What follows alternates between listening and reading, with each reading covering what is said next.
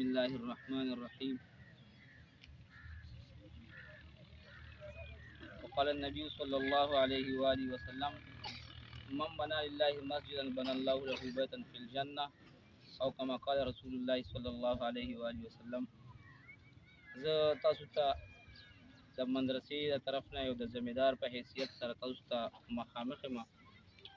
الحمدلله دا زموږ مدرسه امام اعظم ابو حنیفه گاؤں وزیرگڑھی ضلع نوشہرہ دا د دیہات علاقہ کې د وزیرگڑھی.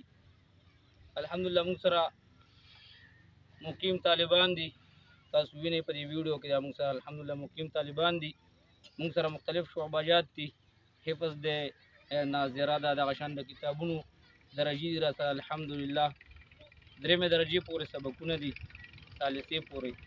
تقریبا موږ سره 12 استادان دي او موږ سره په دې کار خیر کې شریک دي. الحمدلله کار دی الله روان کړی دا د الله فضل او احسان دی.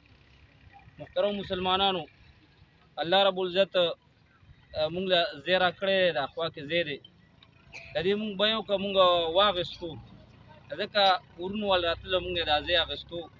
زموږ چې کومه مدرسه ده خوا کې مسجد دی، مسجد کې ماشومان وده کېږي او سبقونه هم وایي، خوراک هم یو ځای کې، ټول ترتیب یې په یو ځای کې دی. موږ ته اوس نن سبا وخت کې ډېر سخت مشکلات او ډېر مشکلاتو سره مخامخ یو. مو ملګرو دا مشوره وکړه چې یاره دا ځای اخیستل غواړي، ځکه بهر نه خلک راتلل، یو کس به راتلو مدرسې سره خوا کې ځای و دی اخیستو، نو مونږ پرې توکل وکړو د الله په فضل سره. بس مونږ بیانه ورکړو، ځای مو واخیستو. مونږ 3 کناله ځای واخیستو، کې مو 52,000 روپۍ ورکړي، 52,000 روپۍ مو ورکړي دي او تقریبا د دې ټول قیمت 1,02,09,375 روپۍ دی. دا ټول ځای یو مرله تقریبا 1,70,156 روپۍ باندې راځي. دغه شان فوټوارۍ اعتبار سره د 5 فوټو قیمت 15,000 روپۍ راځي او د 4 فوټو قیمت 2,500 او د 2 فوټو قیمت 1,250 روپۍ راځي او د 1 فوټ قیمت 625 روپۍ راځي.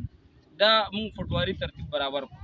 دا دې لپاره چې یو انسان څومره پورې اخلاص کولی شي، څومره پورې وس او طاقت وي چې دې کار خیر کې مونږ سره شریک شي.